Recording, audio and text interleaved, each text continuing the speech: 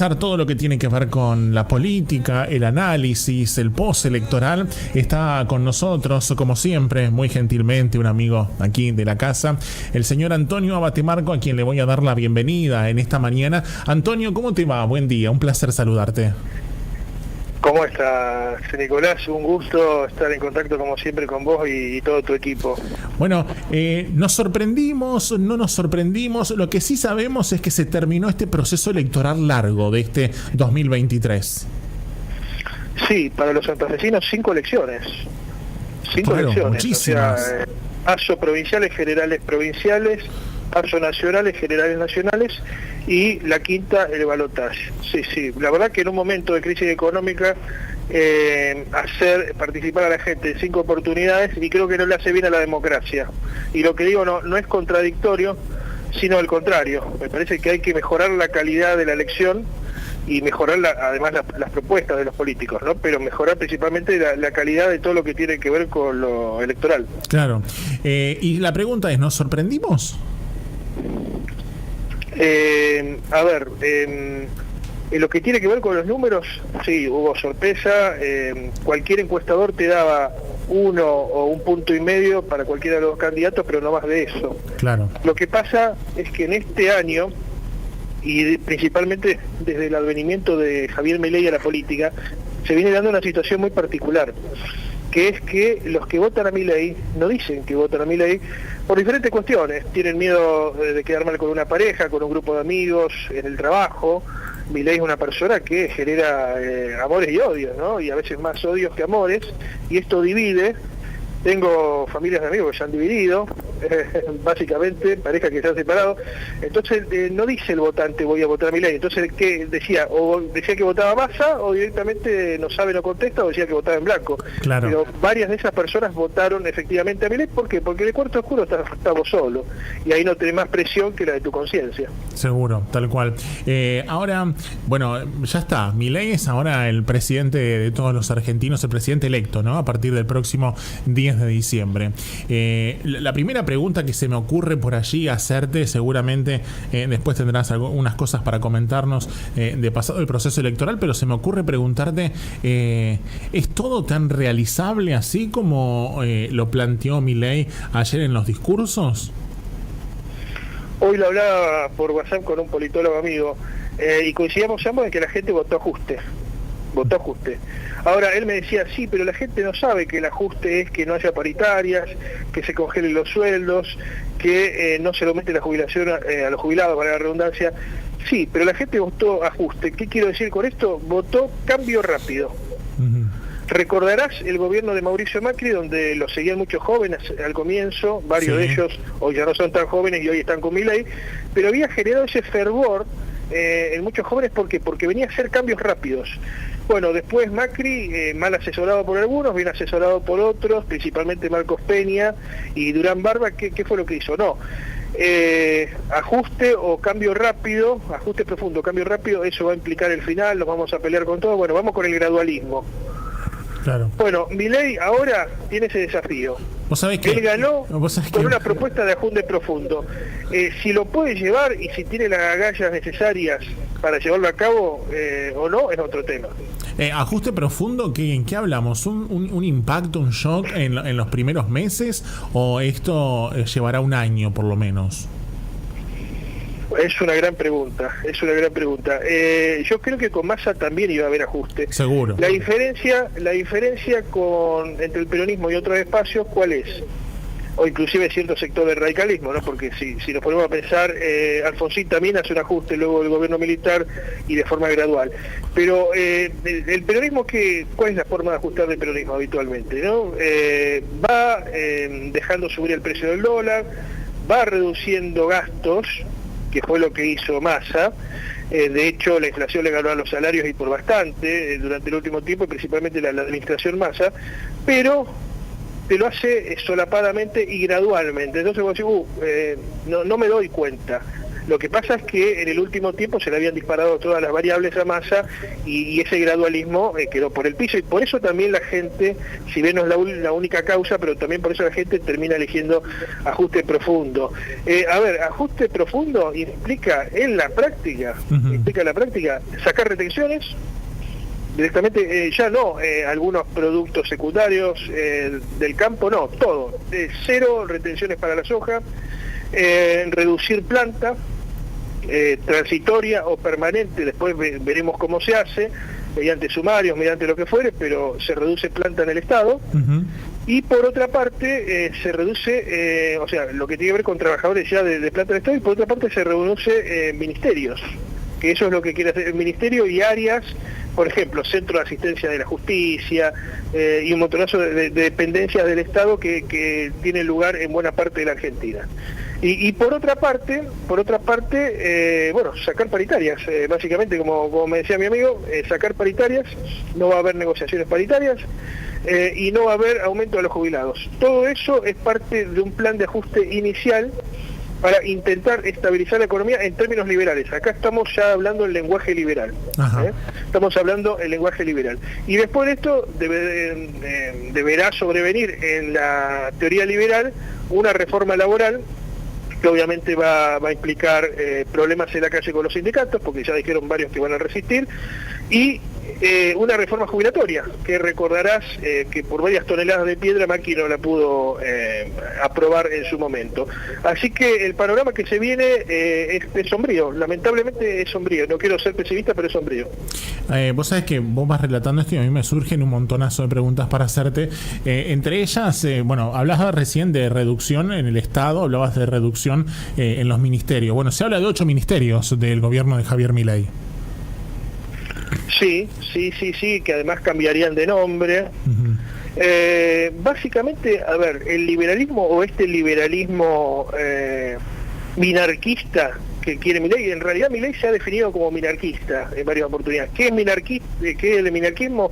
Bueno, es un liberalismo o un libertarismo, acá también entra el término libertario, que quiere un Estado pequeño, casi reducido a su mínima expresión, que solamente te brinde seguridad, ciertas cuestiones de salud, ciertas cuestiones de educación y justicia, nada más. Todo lo demás es gasto. Acá, para este pensamiento, todo lo demás es gasto. Mira, casualmente acá acaba de llegar un tuit recién de unos colegas de Buenos Aires y dice: Milei acaba de anticipar que privatizará la televisión pública, Radio Nacional y Agencia Telam. Claro, bueno, ya lo había Lilia Lemoyne, o como se llame, porque ese es el nombre ficticio, una de las referentes del espacio, le había dicho a una periodista de la televisión pública, ¿no? Hacé las cosas bien, nena, porque te puedes quedar sin trabajo. Claro. A ver, si hay algo que diferencia a Milei con Macri, es que Milei hasta ahora no hizo nada, ¿no? Pero la gente entiende que Milei dice algo y lo va a hacer. Claro. En cambio, en el caso de Macri era como que sí, bueno, vamos viendo, veremos qué pasa. No, Milei dice, lo voy a hacer y lo hago. ¿Ganó ejecutivismo? ¿Ganó? En el ámbito empresarial, ejecutivismo. ¿Ganó Milei o ganó Macri y Bullrich? Bueno, es una gran pregunta. Ganó Milei, evidentemente ganó Milei, ganó ese fervor en los jóvenes, que incluso reconoció Estela de Carlotto en varias entrevistas, y cito a alguien que no tiene nada que ver con Milei. Estela Carlotto decía que los jóvenes tienen esa cosa de ser revolucionarios.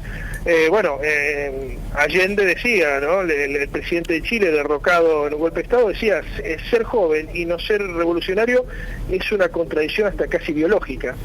¿Qué es lo que había pasado? Es que el progresismo o la socialdemocracia, como la querramos llamar, se había tomado el Estado en la Argentina, y vos, al tomar el Estado, te anquilosás, te avejentás, te achanchás, dirían en el barrio, y perdés esa cosa de cambio. Bueno, hoy el cambio lo simboliza Milei, ¿no? Esto es así. Evidentemente, el cambio en Milei, muchos lo votaron a Milei por el cambio. Ahora, no tiene cuadros políticos, porque el mismo Milei no es un cuadro político. Entonces, ¿qué va a tener que salir a hacer?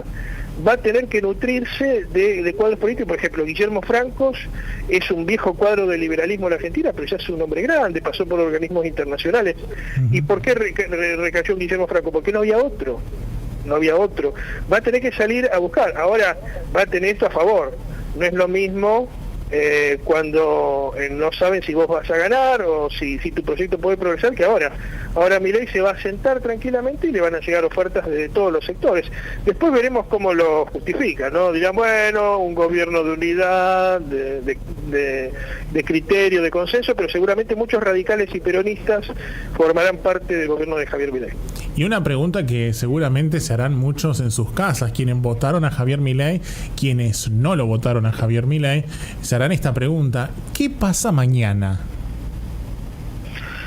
Bueno, es otro de los grandes interrogantes. Yo creo que Massa debería en estos momentos estar reviendo su decisión. Yo creo que lo que hizo Massa es parangonable, ni más ni menos, y no creo estar desatinado la comparación a lo que hizo Carlos Chacho Álvarez en las postrimerías del gobierno de la Rúa, donde claro, lo dejó a gamba, diría en el barrio, y no solamente a de la Rúa, a todo el país, ¿no? Porque después de allí empezó ¿no?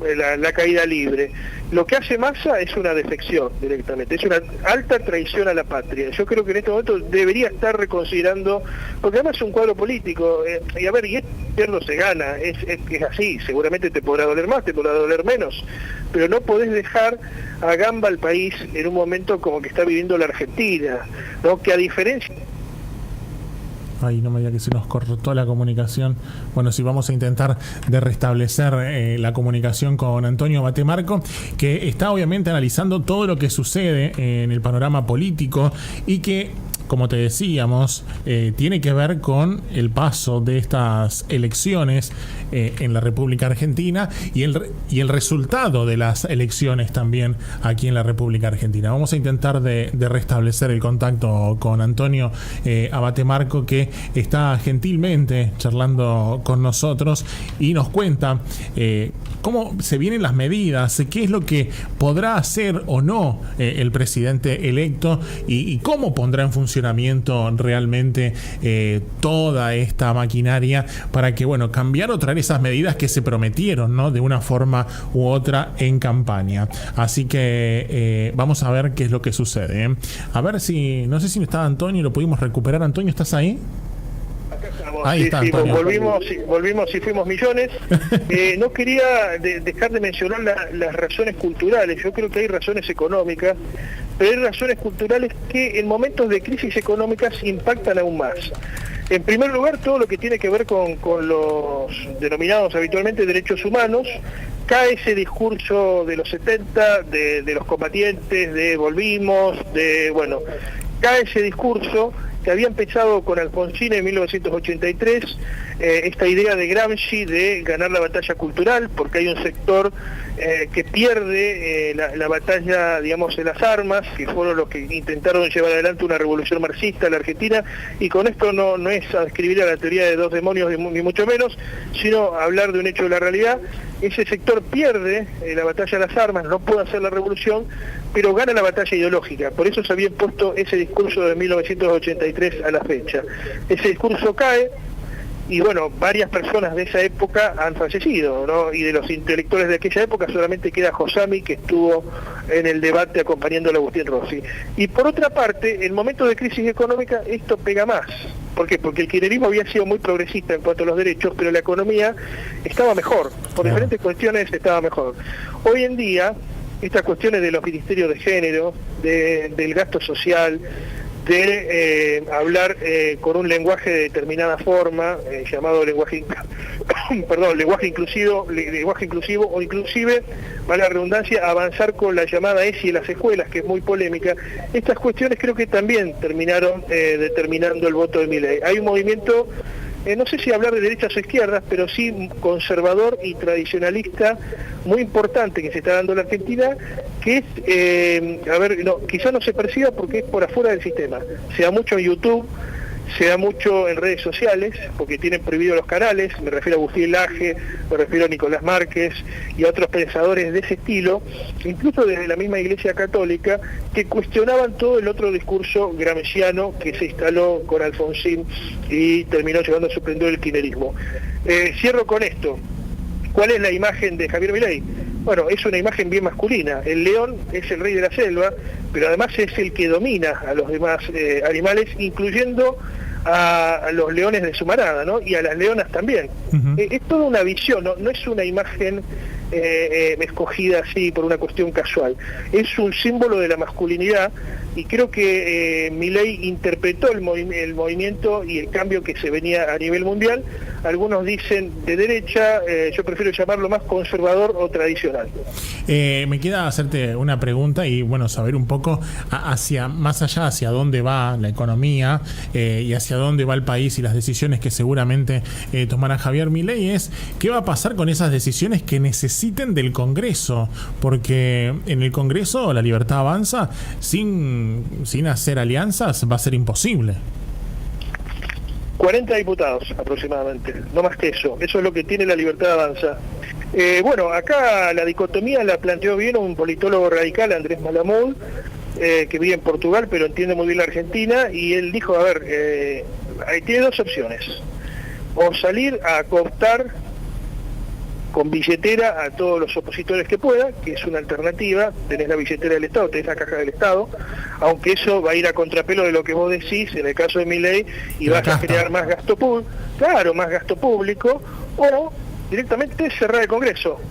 Pero bueno, no sé, no quiero aventurarme sobre eso, pero o sea, no hay más opciones. O cerrar el Congreso y hacer la gran Fujimori en Perú, que eso no terminó bien, para nada, o intentás cooptar a los diputados, porque si no te van a trabar todos los proyectos, evidentemente. Ahora, vos sabés porque además no solamente, y recomiendo un artículo de Francisco Olivera que está en La Nación hoy, que es muy interesante, donde habla de la lógica del empresariado, la lógica que muere o debería morir con este nuevo modelo de Milei.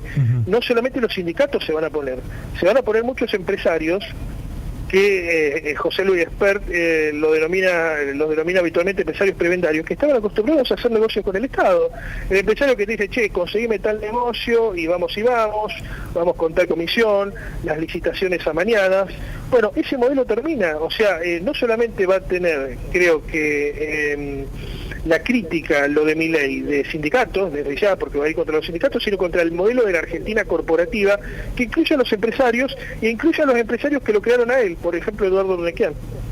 O sea que, a ver, yo lo que veo cuando vos vas relatando también es como un gran cuello de botella, porque donde cerrás en un lado, se desarma en otro lado, y así vamos, porque en esto de también hacer bajar el gasto en el Estado, va a generar también desocupación y va a sumar más a la que ya tenemos.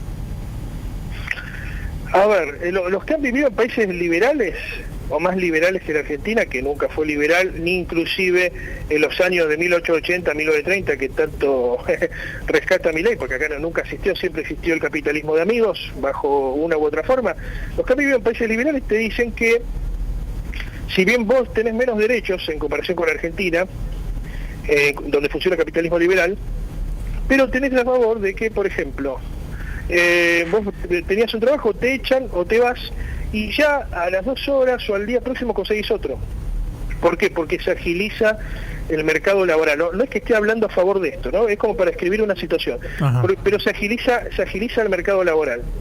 Sí, la salud es privada, la educación es privada, pero vos tenés trabajo constantemente, e incluso tenés acceso a lo que habitualmente se denomina American Dream, ¿no?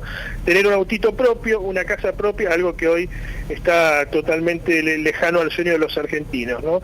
O sea, se debería agilizar el mercado de trabajo.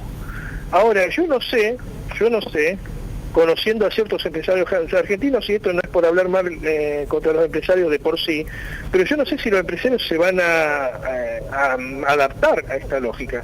Muchos empresarios no les interesa esto de agilizar el mercado laboral, ¿no? Prefieren seguir explotando más a los trabajadores y hacerles hacer horas extras, o incluso subcontratarlos mediante el monotributo, o incluso trabajando en negro, como sucede en estas oportunidades, donde muchos aprovechan las crisis para ajustar más y reducir costos.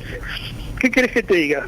No sé, la verdad que no sé, pero sí es evidente que vamos a una economía más de mercado, aunque Milei va a tener algo a favor, que lo podría haber disfrutado más así ganaba.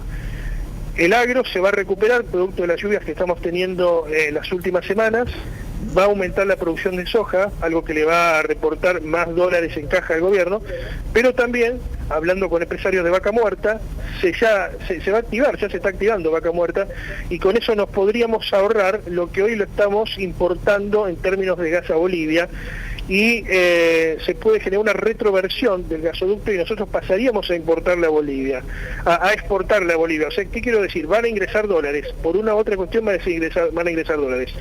El mayor de los problemas o la mayor de las decepciones para aquellos que somos industrialistas, ¿cuál es? Y que no creo que se industrialice el país, porque lo ideal es que actives vaca muerta y actives el agro y generar industrias propias para que cuando eso se termine poder vivir con lo tuyo.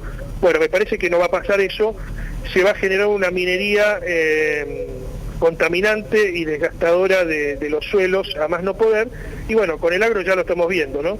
Por eso estas inclemencias climáticas que tenemos en la región, producto de que no hay rotación de cultivos, no hay barbecho, y se va a lo fácil por parte de los agropecuarios. ¿Gobierna Javier Milei o gobierna su hermana? Yo creo que va a gobernar Javier Milei. Es una persona muy irascible, que tiene la mecha corta. Creo que va a tener que corregir eso. Una cosa es el discurso hacia afuera, un discurso de tribuna y principalmente para tus militantes, y otras son las relaciones internacionales. Todo esto de que no me gusta China porque es comunista, que además sabemos que no es comunista, es un capitalismo de Estado en todo caso, o no me gusta Brasil, va a tener que quedar de un lado. Ya Lula lo dejó a un lado, Lula ya lo felicitó a Milei. O sea, a nivel nacional no influyen los personalismos, ni me cae bien uno, me cae mal otro. Influyen las relaciones internacionales y lo mejor para cada país. Si Milei cae en esa cosa barrial de no me gusta tu cara, entonces no hablo con vos, y bueno, estaríamos en un problema, ¿no? Estaríamos en un problema y estaríamos en el marco de un gobierno de un narcisista que le haría muy mal a la Argentina.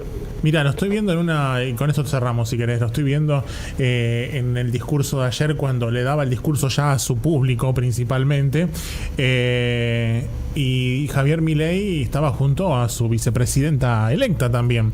Si cierra el Congreso, o en ese hipotético caso, ¿la va a dejar sin laburo? Es muy interesante que nombres a Victoria Villarroel, porque ella es de la región, es de Rosario, y además ella es la que le imprime ese sello conservador, tradicionalista, católico, ultramontano que tiene Milei. Porque en un momento Milei tenía un discurso más lavado sobre algunas cuestiones morales, culturales. Desde que llegó esta chica, Victoria Villarroel, al espacio de Milei, hay una alianza con ciertos sectores conservadores y tradicionales, termina teniendo un discurso mucho más impactante contra el aborto, incluso contra la diversidad sexual. Veremos, porque ahí hay una relación que en cualquier momento se puede desgastar. Es el espacio de Victoria Villarroel, donde hay evidentemente ex militares de la época del proceso de reorganización nacional, de la última dictadura. Es un espacio que quiere lo suyo también, no se va a dejar someter. Entonces ahí va a haber una relación siempre en tensión. Veremos qué pasa, como dijimos, pero a ver, lo que se espera es que haya consenso, que haya diálogo, porque tenemos que llegar a diciembre todavía, y claro, falta bastante. Vos sabés que una más me queda para hacerte. El tema de ayer en su discurso, pareciera en un momento que hasta invitó a la casta, porque no importa de dónde vengan o qué hicieron hasta acá, si quieren unirse en este proceso de reorganización nacional. Pareciera que invitó a la casta a formar parte. Dijiste el proceso de reorganización nacional y me agarró miedo. se llamaba igual que... tiene que llamar a otros. La política es el arte del diálogo. Evidentemente en algunos momentos también es el arte de la guerra, diría Karl Clausewitz, gran teórico alemán, prusiano. Pero hoy por hoy, en el marco de esta democracia que tenemos, nos guste o no, hay que dialogar. Vos imaginate si Milei se reúne con empresarios, no, vos sos un empresario prebendario, se reúne con sindicalistas, no, vos sos un delincuente, no hay diálogo posible. Claro. Porque además le van a empezar a contar las costillas a Milei, y acá no hay nadie limpio, hablando mal y pronto. Milei mucho tiempo vivió de empresarios prebendarios, vivió del Estado, o sea, le van a empezar a encontrar cosas y no va a ser posible una buena gobernación de Milei que todos los que queremos, todos los argentinos queremos que le vaya bien. Yo no lo voté a Milei, por ejemplo, pero quiero que le vaya bien porque quiero que al país le vaya bien. No, es que aparte, no me interesa si gana uno u otro, quiero que al país le vaya bien. A ver, creo, Antonio, que terminado el proceso electoral, todos queremos que quien haya salido victorioso en las elecciones le vaya bien porque le va a ir bien al país y a los argentinos. Lo digo específicamente porque varios militantes kirchneristas o de Unión por la Patria, como se llame ahora, esta nueva forma que adoptaron para la elección, decían, bueno, que ahora que el pueblo, como dijo en algún momento Daddy Brieva, ¿no?